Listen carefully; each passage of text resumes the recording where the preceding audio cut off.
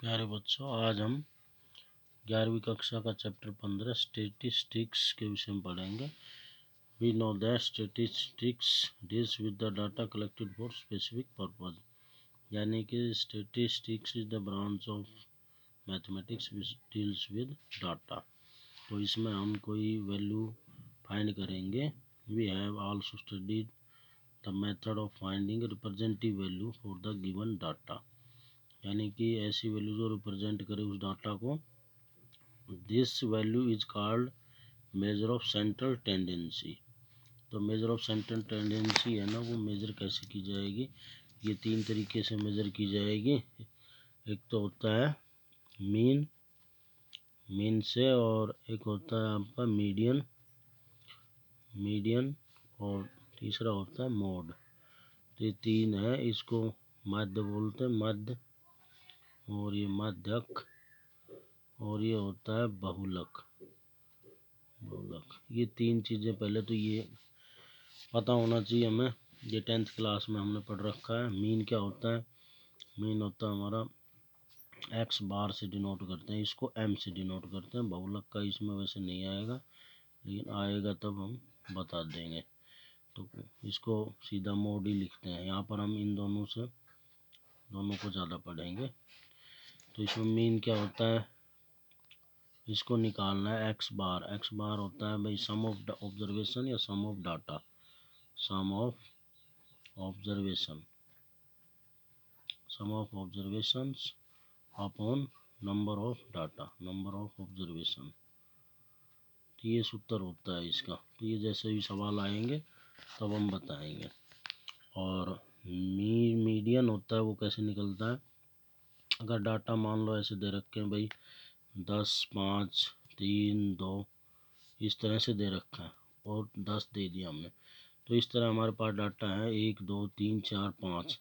अगर हमने निकालना है मीन, तो क्या करेंगे? इन सम का सम करेंगे। सम आगा मान लो 30, टोटल करेंगे 10, 5, 15, 15, 5, 20, 10, 30। और कितने डाटा हो गए? Number of data 1, 2, 3, 4, 5।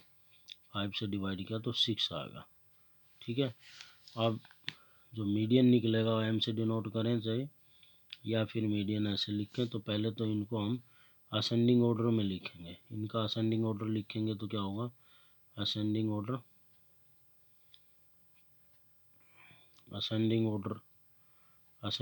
लिखेंगे तो क्या होगा? यहाँ पर हो जाएगा भाई 2, 3 और 5, 10, 10।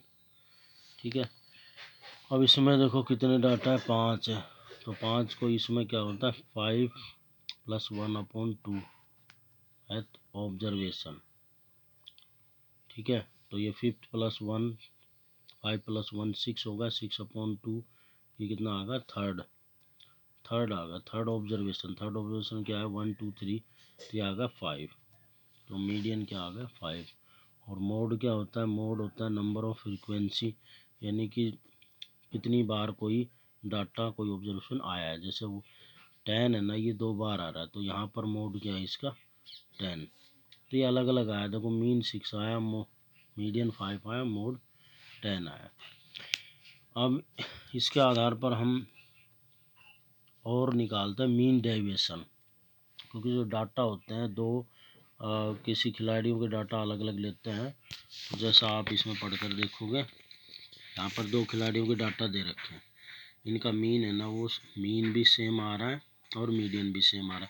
तो इससे हम ये नहीं बता पा रहे कि कौन सा खिलाड़ी बेटर है। तो एक अलग तरीका निकालते हैं। इसको डिस्ट्रीब्यूट ऐसे डिस्पर्सन कर रखा है 0 से लेकर 120 तक। तो ये डाटा डिस्पर्स किए एक के लिए, तो यहाँ से 0 से लेकर 120 तक, यहाँ 117 भी आता है, 0 भी रहता है। और बी के लिए देखो, उसके जो रन बना रखे हैं वो यहाँ से, इसमें जो डाटा दे रखे हैं उसके अनुसार यहाँ पर है भाई 40 से लेकर और 60 तक, 40 से लेकर 60 तक है डाटा। तो इसका डिस्पर्सन है ना, मीन से कितना दूर है, कितना कम है। ये तो बहुत दूर तक डिस्पर्स है, ये एक जगह है, तो इसके हिसाब से ये अच्छा खिलाड़ी होगा। तो इसको निकालने का तरीका है, इसको मेजर ऑफ डिस्पर्सन, इसको निकाला जाता है कैसे? रेंज से, क्वार्टाइल डेविएशन, मीन डेविएशन और स्टैंडर्ड डेविएशन। यहाँ पर इसको एक चीज़ को छोड़कर क्वार्टाइल डेविएशन इसको नहीं पढ़ेंगे, बाकी इन चीज़ों को पढ़ेंगे। रेंज क्या होती है? रेंज जो भी डाटा दे रखा है उसमें मैक्सिमम और मिनिमम कितने बनाए, कितना ऑब्जर्वेशन है उसको घटा दिया, ठीक है। तो रेंज ऑफ द सीरीज होगा मैक्सिमम वैल्यू और मिनिमम वैल्यू, ठीक है। इसी तरह मीन डेविएशन आता है आगे, तो ये नेक्स्ट वीडियो में हम बताएंगे। छोटी छोटी वीडियो बना रहे हैं। Thank you.